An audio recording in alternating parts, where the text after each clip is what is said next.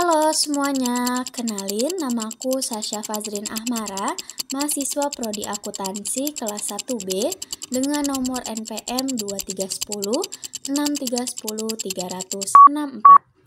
Di video kali ini, aku ingin memenuhi nilai ujian akhir semester mata kuliah pengantar literasi digital dengan dosen pengampu mata kuliah Bapak Ade Andri Henryadi SSI MKom. Selamat menyaksikan. Kita masuk ke pembahasan pertama, yaitu sistem basis data atau database. Apa ya yang dimaksud dengan database itu? Sistem basis data merupakan media yang berisi kumpulan data terstruktur yang dapat kita akses, kita kelola, kita perbaharui, serta kita manipulasi menggunakan database management system. Apa tuh database management system?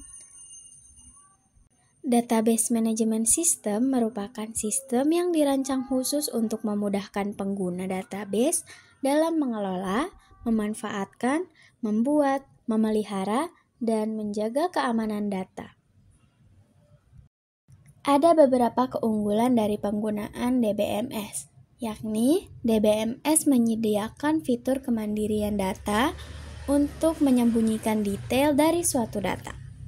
Yang kedua, DBMS memanfaatkan teknik canggih untuk menyimpan dan mengambil data secara efisien. Yang ketiga, DBMS dapat melakukan kendala integritas data untuk menjaga keamanan data. Seperti contoh, data jumlah mahasiswa Universitas Singapura Bangsa Karawang dilambangkan dengan menggunakan huruf V atau huruf X. Maka, bila mana ada seseorang yang melakukan penyimpanan data dengan menggunakan huruf L, DBMS akan secara otomatis menolak pengguna tersebut dan penambahan data yang dilakukan oleh pengguna tersebut. Dan yang terakhir, DBMS menyediakan mekanisme data yang dapat diakses oleh sejumlah orang secara bersamaan, sehingga memudahkan banyak pengguna untuk dapat melihat data yang ada dalam database dalam satu waktu. Adapun di sini beberapa contoh database management system yang banyak digunakan. Yang pertama ada MySQL, yang kedua ada Microsoft SQL Server, yang ketiga ada Oracle Database, yang keempat ada Access, yang kelima ada Sybase, dan yang terakhir ada Informix.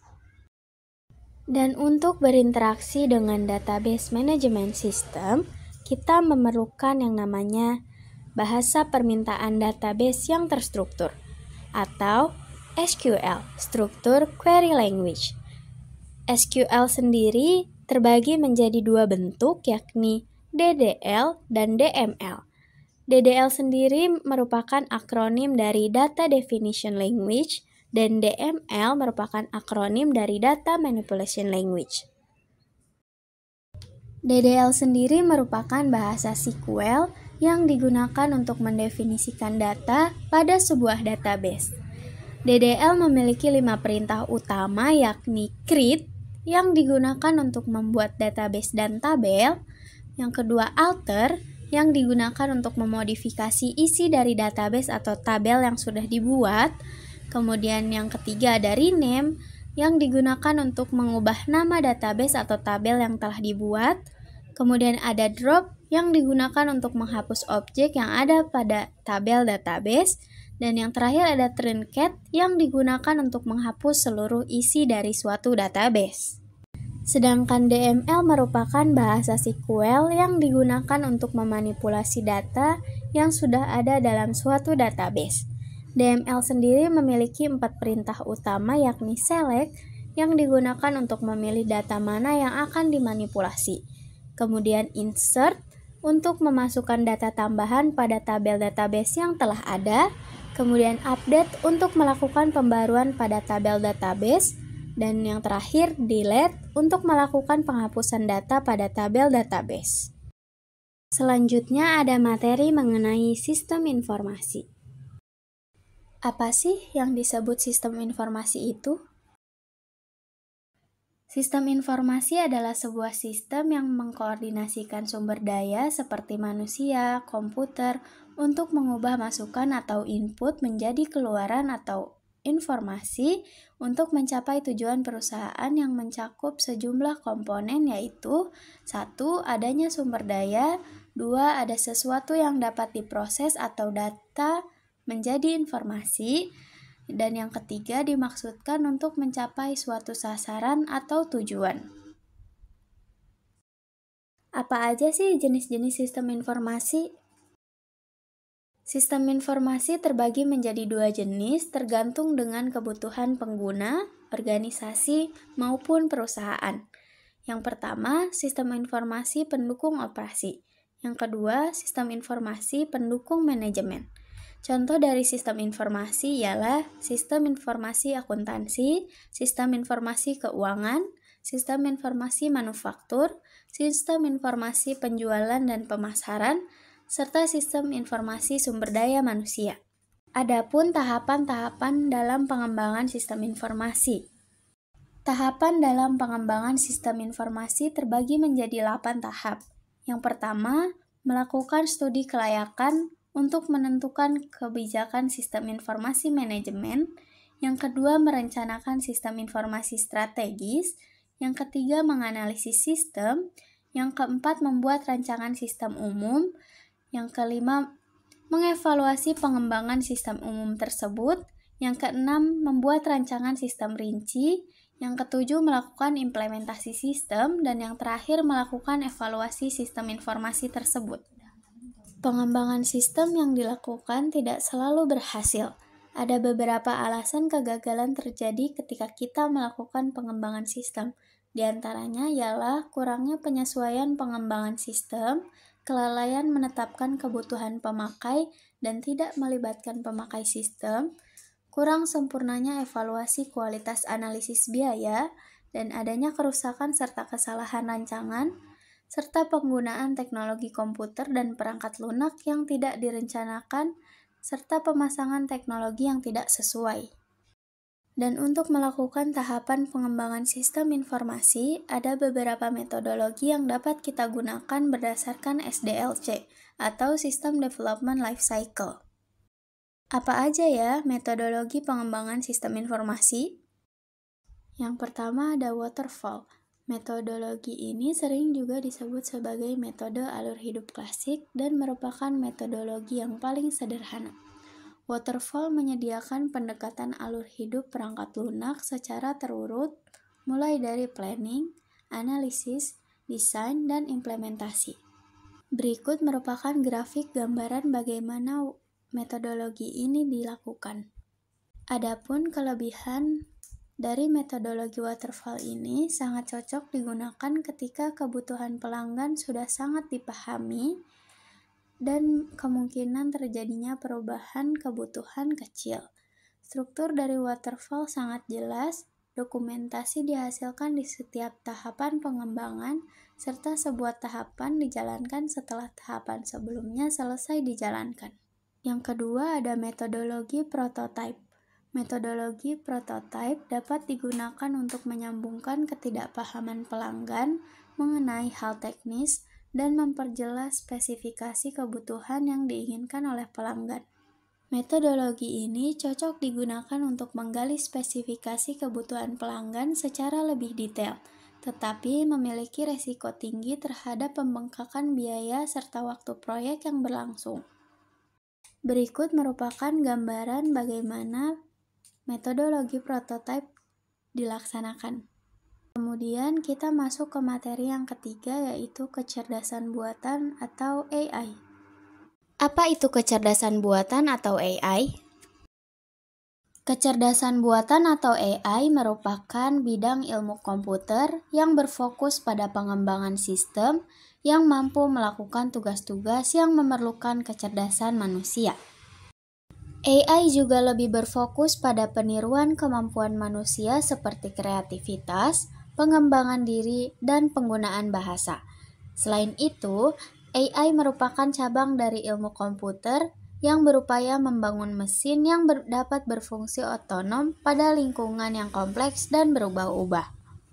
Kira-kira sejak kapan ya kecerdasan buatan atau AI mulai berkembang?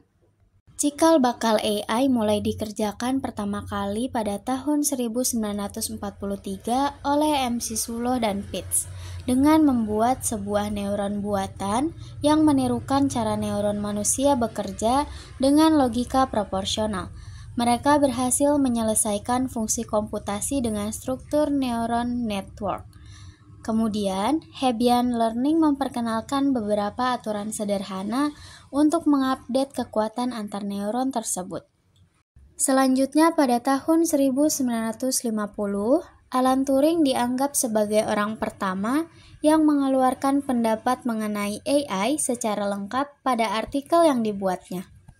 Kemudian pada tahun 1956, McCarthy menginisiasi Dartmouth Workshop yang melahirkan nama untuk fungsi komputasi dengan struktur neuron, yakni Artificial Intelligence. Pada tahun 1969, AI mendapatkan antusias dan harapan yang besar karena di tahun ini pengembangan aplikasi yang sukses jauh lebih besar dibandingkan dengan program aplikasi komputer primitif.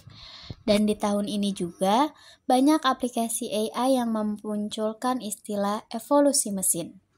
Dan pada tahun 1980 sampai dengan sekarang, AI menjadi sebuah industri, disiplin ilmu, serta menampakkan diri di seluruh bidang kehidupan manusia. Selanjutnya kita masuk ke materi keempat, yaitu pemrograman bahasa C dan bahasa C++. Apa ya pemrograman bahasa C dan bahasa C++ itu? Pemrograman bahasa C merupakan pengembangan perangkat lunak atau software menggunakan bahasa pemrograman C. Pemrograman ini mengacu pada aktivitas menulis, mengompilasi, dan menjalankan sebuah program.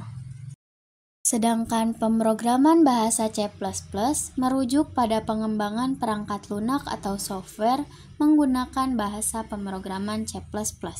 C++ merupakan sebuah bahasa pemrograman yang dikembangkan dari bahasa pemrograman sebelumnya, yakni bahasa C. Pemrograman ini lebih mengacu pada penambahan fitur-fitur pemrograman yang berorientasi pada objek. Apa saja sih kelebihan dan kekurangan bahasa C? Bahasa C memiliki beberapa kelebihan, di antaranya tersedia hampir di semua jenis komputer. Kode bahasa C memiliki sifat portable dan fleksibel untuk semua jenis komputer dan hanya menyediakan sedikit kata-kata kunci, yakni 32 kata kunci. Proses executable program bahasa C lebih cepat, dukungan pustakanya banyak, dan bahasanya terstruktur, serta bahasa C termasuk ke dalam bahasa tingkat menengah. Tetapi, bahasa C juga memiliki beberapa kekurangan, di antaranya seperti banyaknya operator serta fleksibilitas penulisan program yang kadang-kadang membingungkan bagi pengguna pemula. Yang kedua, bagi pemula pada umumnya akan kesulitan menggunakan operator pointer. Lalu, kelebihan dan kekurangan apa saja yang dimiliki oleh bahasa C++?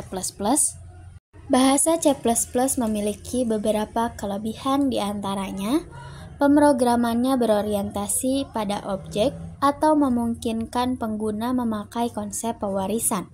Yang kedua, memiliki efisiensi dan kinerja yang tinggi, memiliki fleksibilitas dan tingkat kontrol yang baik, serta memiliki banyak kompilator yang mendukung penggunaan bahasa C++ di berbagai sistem operasi.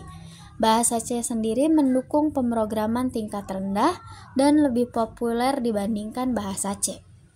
Adapun beberapa kekurangan yang dimiliki oleh bahasa C++ diantaranya, bahasa C++ memiliki sintaks yang lebih kompleks dibandingkan bahasa pemrograman lain, sehingga pengguna pemula harus lebih belajar ekstra. Kemudian, bahasa C++ memerlukan manajemen memori supaya tidak terjadi kesalahan seperti dangling pointers. Kurangnya garbage collection, OOP pada bahasa C++ dapat menyebabkan overhead, Ukuran kodenya lebih besar dan tidak cocok untuk semua kasus yang dilalui oleh pengguna.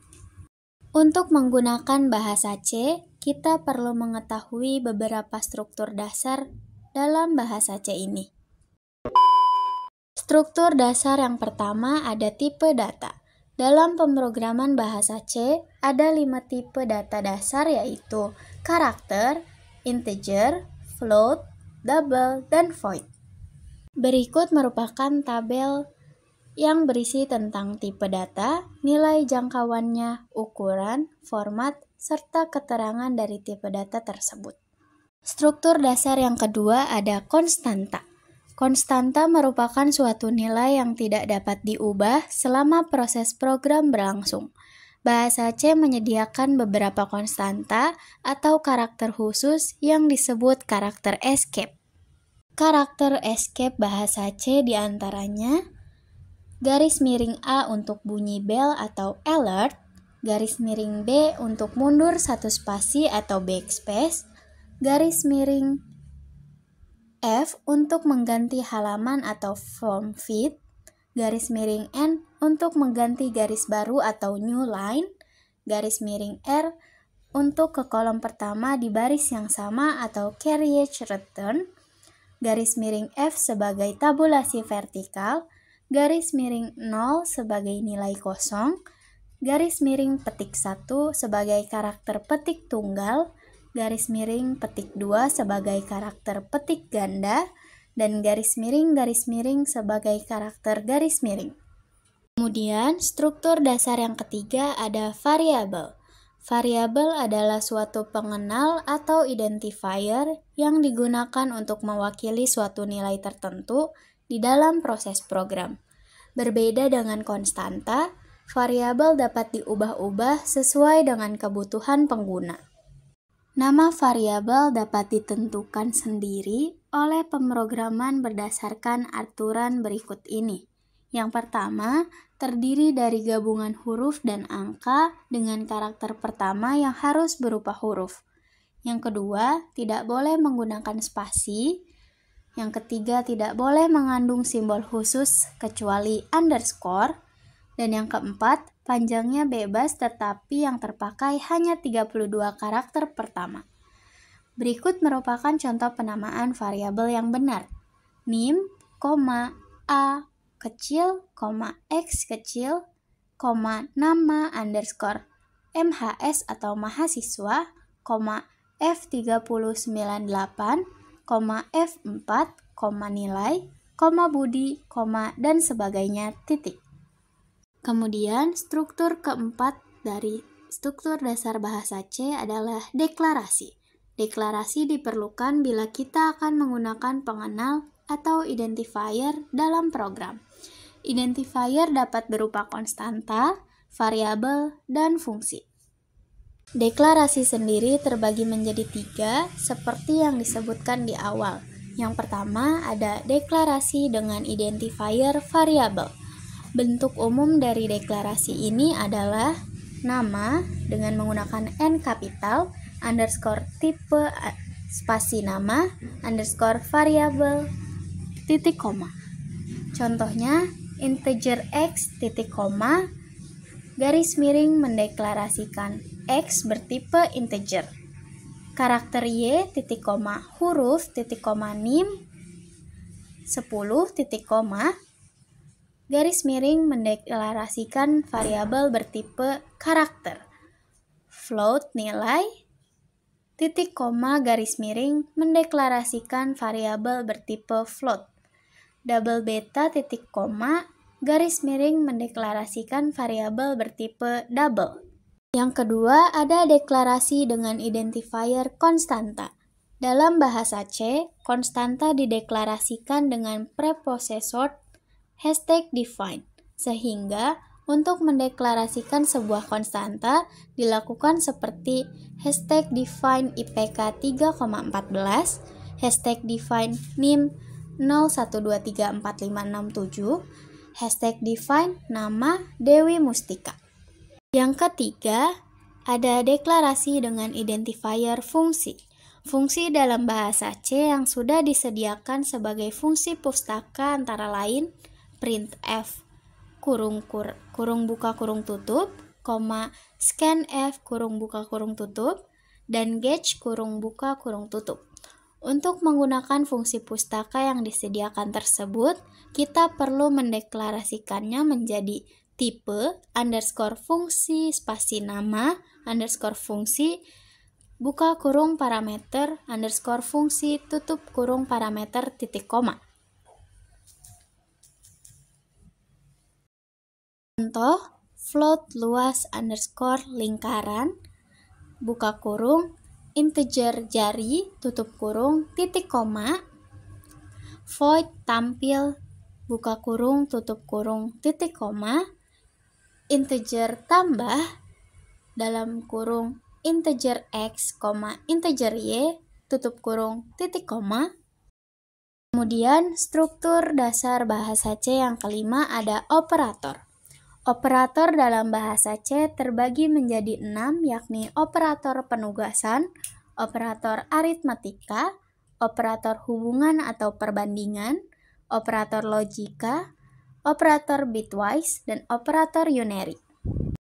Selanjutnya, struktur dasar bahasa C yang keenam ada kata tercadang atau reserved word. Bahasa C memiliki 32 kata tercadang dan 7 tambahan dari turbosi. Kata tercadang sendiri tidak boleh digunakan dalam penamaan identifier karena fungsi dari kata tercadang sebaiknya mencerminkan tujuan atau makna dari variabel, konstanta, dan fungsi tersebut. Berikut ini merupakan tabel data kata tercadang dan tanda bintang merupakan penanda bahwa kata tersebut merupakan penambahan dari turbo C. Yang terakhir, dari struktur dasar bahasa C adalah komentar program. Komentar program hanya diperlukan untuk memudahkan pembacaan dan pemahaman suatu program atau untuk keperluan dokumentasi program tersebut. Untuk melakukan komentar program dalam bahasa C, kita dapat menggunakan pembatas garis miring bintang dan bintang garis miring atau menggunakan tanda garing-garing untuk komentar yang hanya terdiri dari satu baris. Berikut merupakan contoh program untuk melakukan komentar program. Dan selanjutnya, sebelum mengenal struktur pemrograman bahasa C++, kita perlu mengetahui tentang kompilasi dan eksekusi program di bahasa C++. Berikut merupakan bagian dari bagaimana kompilasi dan eksekusi program pada bahasa C++. Yang pertama ada preprosesor. Preprosesor merupakan perintah yang diawali tanda hashtag atau pound dan menghasilkan file yang akan dilewatkan ke dalam compiler. Contohnya, hashtag include, hashtag define, dan hashtag ifdef. Yang kedua ialah compiler C++. Compiler akan menerjemahkan kode program yang telah dilewatkan oleh preprosesor ke dalam bahasa assembly. Kemudian yang ketiga ada assembler. Assembler menerima keluaran dari compiler C++ dan membuat sebuah kode objek. Jika dalam kode program kita tidak menggunakan fungsi-fungsi yang terdapat pada library lain, maka kode objek ini akan langsung dieksekusi menjadi exe. Yang terakhir ada link editor. Bagian ini dikerjakan jika kode program yang kita buat menggunakan fungsi-fungsi luar yang disimpan dalam suatu library lain. Link editor akan mengkombinasikan kode objek dan library yang ada untuk menjadikan sebuah file exe. Setelah mengetahui bagaimana sebuah program dieksekusi menggunakan bahasa C++, kita wajib mengetahui struktur dasar bahasa C++. Struktur dasar bahasa C++ yang pertama yaitu deklarasi header file.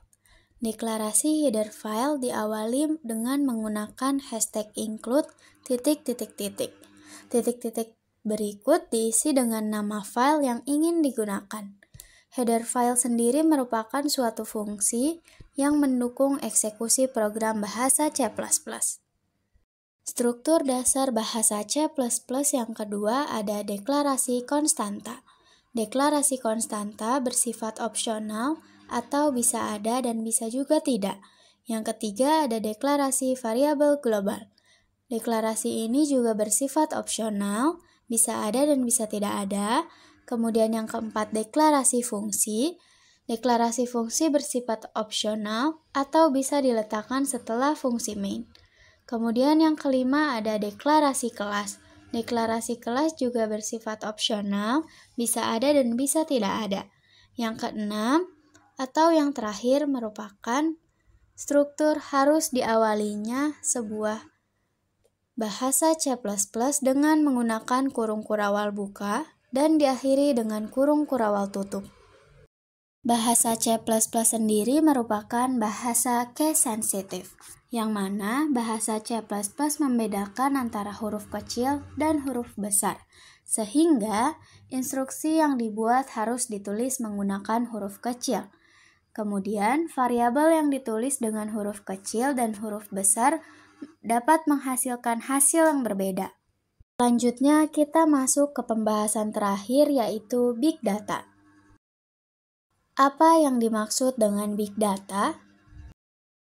Big Data merupakan kumpulan data berskala besar yang merupakan kombinasi dari kumpulan data dalam jumlah besar, kompleks, beragam, dan heterogen yang dihasilkan dari berbagai sumber. Misalnya, perangkat sensor, transaksi bisnis, jejaring sosial, dan lain-lain. Generasi data skala besar atau big data memiliki 3 karakteristik utama yang harus diperhatikan, di antaranya volume, kecepatan, dan bentuk data yang lebih beragam. Karakteristik ini biasa juga disebut dengan 3V, volume, velocity, dan verity. Kemudian model karakteristik 3V tersebut berkembang menjadi karakteristik 5V atau volume, velocity, variation, veracity, dan value. Volume sendiri merupakan besarnya kumpulan data berskala besar. Variasi pada ukuran data skala besar ini bergantung pada struktur dan waktu data. Misalnya, volume yang merupakan ukuran data yang diperoleh dari sumber data dapat berbeda. Kemudian velocity. Velocity merupakan tingkat kecepatan di mana data diterima dan kemudian disempurnakan untuk tujuan analisis. Kecepatan data bergantung pada konsep aliran data tersebut. Variation. Variation adalah jenis data dengan representasi berbeda seperti data terstruktur, semi terstruktur, dan tidak terstruktur. Ada beberapa contoh data terstruktur. Misalnya, data relasional, data tabular, data electronic health record atau EHR, data dari gawai atau ponsel pintar, log data, audio, video, gambar, blog, dan data jaringan internet merupakan contoh data tidak terstruktur. Sedangkan data dengan jenis semi terstruktur adalah HTML dan XML. Kemudian ada veracity. Veracity atau kebenaran mengacu pada bias atau noise dan abnormalitas dalam data. Permasalahan pada veracity biasanya muncul karena adanya ketidakpastian proses atau pemrosesan acak, ketidakpastian input data, serta ketidakpastian model atau model pendekatan. Yang terakhir ada value. Value merupakan dimensi lain dari big data yang dilihat dari sudut pandang bisnis. Organisasi perlu memperhatikan value dari big data untuk meningkatkan keuntungan dengan meminimalkan biaya operasional, tetapi tetap dapat memberikan layanan yang lebih baik kepada pengguna. Data mentah dalam bentuk aslinya memiliki nilai yang rendah, tetapi dengan menerapkan analisis data akan mengubah data tersebut menjadi aset yang bisa bernilai tinggi. Kemudian ada model-model big data. Secara umum, model big data dapat dikategorikan menjadi 4 jenis atau 4 model. Yang pertama ada Massively Parallel Processing atau MPP System. Yang kedua ada MapReduce atau MR Based System. Kemudian Bulk Synchronous Parallel atau BSP System dan In-Memory Models. Dalam sistem model Massively Parallel Processing atau MPP System, data dibagi menjadi beberapa partisi yang tersebar di beberapa server, di mana setiap server memiliki memori untuk memproses data secara lokal. Tidak ada pembagian level disk untuk digunakan bersama pada sistem MPP. Teradata, Apache Hawk, Greenplum, IBM, Netezza merupakan beberapa sistem yang menggunakan basis MPP. Selanjutnya di MapReduce atau MR Based System merupakan kerangka kerja komputasi yang bergantung pada tugas map dan reduce. Apache Hadoop merupakan sistem open source yang menggunakan pendekatan MapReduce ini. Kemudian Bulk Synchronous Parallel atau BSP. Pada sistem BSP, komputasi berlangsung dalam bentuk iterasi atau super steps. Pada setiap langkahnya, perhitungan atau komputasi bersamaan dilakukan secara paralel pada node cluster dengan menggunakan sinkronasi global untuk melakukan pertukaran informasi antar proses. Beberapa contoh kerangka kerja berbasis BSP antara lain Apache Gamma, Pregel, grep.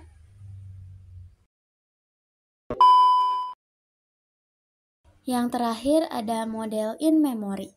In-memory merupakan sistem di mana penyimpanan data berubah dari perangkat penyimpanan sekunder ke perangkat penyimpanan utama yang memiliki kinerja 100 kali lipat lebih cepat dari waktu respon dan throughput yang dihasilkan. Mimpic, Mika, Redis, dan MongoDB merupakan beberapa sistem basis data yang berbasis model in-memory. Selanjutnya ada komponen-komponen yang ada di dalam big data. Secara umum, big data memiliki 4 komponen utama, yakni machine learning atau ML, Natural Learning Processing atau NLP, Business Intelligence atau BI, dan Cloud Computing atau CC. Machine Learning atau ML merupakan komponen komputer yang diharapkan dapat menggunakan algoritma dan model statistik untuk melakukan tugas tertentu tanpa instruksi secara eksplisit, baik dari pengguna maupun dari sistem lain. Sebagai contoh, misalnya menyediakan rekomendasi produk, pengambilan data hasil pencarian, penempatan iklan, deteksi kesalahan, chatbot, dan sebagainya. Implementasi ML memberikan hasil berdasarkan apa yang telah dialami oleh suatu sistem. Yang kedua, Natural Language Processing atau NLP. NLP dibentuk dengan tujuan agar komputer dapat memahami bahasa manusia, baik dalam bentuk tulisan maupun lisan. Contoh yang umum ditemukan ialah adanya virtual assistant seperti Google Assistant, Siri, Alexa. Virtual assistant tersebut menggunakan NLP dan teknologi lain di dalamnya. Contoh lain implementasi NLP adalah fitur autocorrect atau pemberian rekomendasi kata ketika pengguna mengetik di suatu aplikasi. Kemudian yang ketiga ada BI atau Business Intelligence. BI merupakan komponen proses yang dilakukan dengan bantuan teknologi untuk memperoleh informasi dengan menganalisis data dan menyajikannya sedemikian rupa sehingga pengguna dapat menindaklanjuti dan membuat keputusan bisnis berdasarkan informasi tersebut. Dan ada pun komponen terakhir yaitu cloud computing.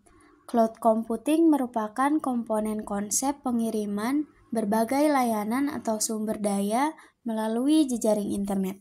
Sumber daya ini mencakup teknologi penyimpanan, server, basis data, jaringan, serta software dan hardware lainnya. Penyimpanan data berbasis cloud memungkinkan pengguna menyimpan basis data secara jarak jauh. Selama perangkat elektronik yang digunakan terhubung dengan internet, maka pengguna dapat mengakses data maupun perangkat lunak untuk menggunakan atau memanfaatkannya. Cloud computing ini banyak digunakan terutama di kalangan bisnis karena beberapa kelebihannya, yakni penghematan biaya operasional, meningkatkan produktivitas, kecepatan dan efisiensi, kinerja, serta keamanan data. Selanjutnya ada tahapan analisis big data. Tahapan yang pertama adalah pengambilan data. Pengambilan data merupakan tugas utama dan paling awal dalam proses pengelolaan big data. Data dapat diambil dari berbagai sumber seperti log server, perangkat sensor, dan mesin pencari. Mayoritas sumber data berasal dari pengguna dan data yang dihasilkan oleh mesin yang kemudian membentuk kumpulan data dengan ukuran yang sangat besar. Terdapat 3 jenis data berdasarkan bentuknya, yakni data terstruktur misalnya data rekam medis elektronik dan data relasional. Data semi terstruktur misalnya tweet pada Twitter dan log file. Dan data tidak terstruktur misalnya data protein genetik, data klinis tidak terstruktur, data jejaring sosial, rekaman audio atau video, serta data gambar. Data yang dihasilkan dari pengguna bermunculan setiap hari dan merupakan salah satu kontribusi utama pada jumlah data dengan skala besar. Data ini dapat digunakan oleh orang lain untuk diterjemahkan ke dalam suatu informasi yang bermakna. Data yang dihasilkan mesin merupakan kombinasi dari semua aktivitas dalam bentuk data mentah yang terdiri dari perilaku pengguna, transaksi, aktivitas, log data, dan sebagainya. Data yang dihasilkan dari mesin juga mencakup file konfigurasi, log audit basis data, catatan panggilan, data objek misalnya barcode atau QR code, dan sebagainya. Sebagian besar industri memiliki data yang dihasilkan dari mesin. Oleh karena itu, data-data ini biasanya muncul dalam format yang tidak dapat diprediksi. Yang kedua ada manajemen data. Setelah data dihasilkan dari berbagai sumber berbeda, maka tahap selanjutnya adalah pengelolaan data yang dikategorikan menjadi 2, yakni penyimpanan dan pengambilan kembali data. Konsep sistem berkas terdistribusi digunakan untuk menangani penyimpanan data skala besar. Tahap selanjutnya adalah pengambilan data kembali atau data retrieval yang dapat dilakukan oleh basis data NoSQL. Sistem berkas terdistribusi sendiri merupakan komponen utama untuk menyimpan big data. Sistem berkas terdistribusi terbagi menjadi beberapa komponen yaitu keandalan, skalabilitas, ketersediaan, dan efisiensi. Tujuan dari sistem berkas terdistribusi adalah untuk menyimpan dan berbagi berkas melalui jaringan yang menghubungkan banyak komputer. Beberapa sistem berkas terdistribusi diantaranya adalah Google File System, Hadoop Distributed File System, Haystack File System, Tao File System, Cosmos File System, TDFS, IBM General Parallel File System, dan Quantstat File System. Kinerja sistem berkas terdistribusi dapat diukur berdasarkan beberapa parameter, seperti fitur read atau write, manajemen penyimpanannya, replikasi, throughput, dan waktu respon. Sistem manajemen basis data relasional tidak dapat menangani data yang tidak terstruktur karena memiliki keterbatasan. Hal ini disebabkan karena tidak memiliki kemampuan untuk melakukan pemrosesan paralel dengan baik untuk kumpulan data yang heterogen. Selanjutnya ada NoSQL database. Pada konsep basis data relasional tradisional, semua atribut dari suatu entitas disimpan dalam bentuk baris atau row. Untuk mengambil beberapa atribut dari basis data, seluruh record harus dibaca. Basis data tradisional dirancang untuk pemrosesan transaksional sehingga hanya dapat menangani kumpulan data yang lebih kecil. Perbedaan antara NoSQL dengan basis data tradisional adalah bahwa sistem NoSQL menggunakan konsep skalabilitas data horizontal yang digunakan untuk penyimpanan serta pengambilan pasangan key value. Sedangkan basis data tradisional bergantung pada hubungan primary atau foreign key.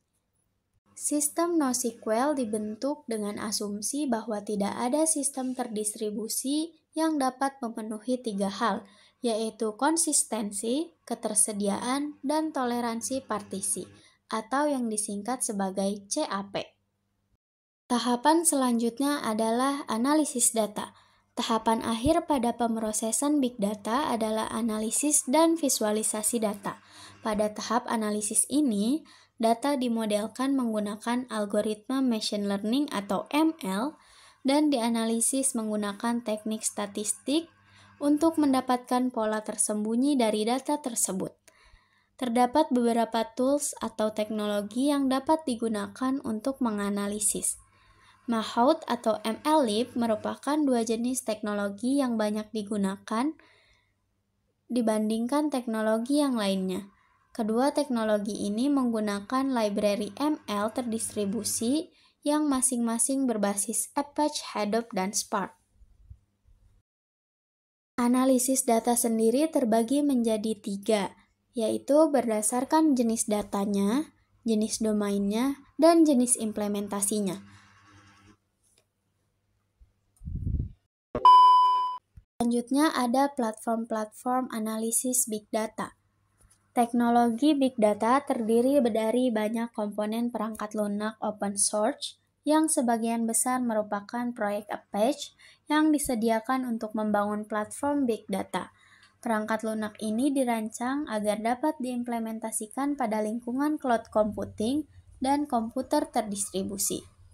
Platform yang pertama ada ekosistem Hadoop. Hadoop merupakan sistem open source yang dibangun oleh Apache untuk menangani sejumlah data dalam jumlah besar secara cepat, efisien, dan hemat biaya. Hadoop dapat mengolah data terstruktur dan tidak terstruktur. Selain itu, Hadoop memiliki karakteristik user-friendly dan sudah banyak digunakan.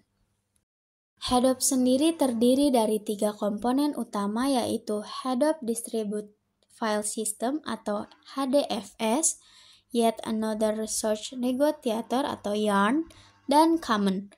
HDFS merupakan lapisan penyimpanan yang bertanggung jawab untuk membuat repositori terdistribusi, sedangkan YARN adalah lapisan penyaringan data sekaligus melakukan penjadwalan komputasi secara paralel. Selain itu, YARN juga memperluas jangkauan kemampuan Hadoop agar dapat digunakan di berbagai jenis aplikasi. Yang terakhir, ada contoh-contoh implementasi big data yang memberikan banyak manfaat di berbagai bidang. Yang pertama, ada di bidang kesehatan. Organisasi atau lembaga yang bergerak di bidang kesehatan menghasilkan sejumlah besar data yang dapat digunakan untuk meningkatkan efektivitas dan efisiensi pengambilan keputusan oleh dokter atau praktisi kesehatan lainnya. Selain itu, penggunaan big data dalam bidang kesehatan dapat membantu dalam proses pengembangan analisis penyakit secara real-time sehingga meningkatkan kualitas hidup masyarakat. Terdapat banyak penelitian yang bertujuan untuk mengembangkan sistem yang dapat mengambil data, mengintegrasikan, dan menganalisisnya sampai proses pemantauan berkelanjutan. Penelitian ini memiliki tujuan jangka panjang, yaitu mendeteksi secara tepat atau deteksi dini suatu penyakit yang diperoleh dari data diagnosis dan data lain pasien. Kemudian yang kedua di bidang pendidikan. Sektor pendidikan memberikan sumber data yang sangat besar sehingga diperlukan analisis big data untuk memprediksi kinerja dan pencapaian peserta didik. Selain itu, analisis big data juga dapat digunakan dalam manajemen konten pembelajaran, penyesuaian modul, dan dengan karakteristik peserta didiknya. Pengembangan smart education dengan memanfaatkan berbagai bidang, misalnya NLP, dapat memperoleh data seperti Massive Open Online Course yang dapat digunakan untuk mengidentifikasi bagian yang sulit dari suatu topik, serta untuk meningkatkan proses belajar mengajar.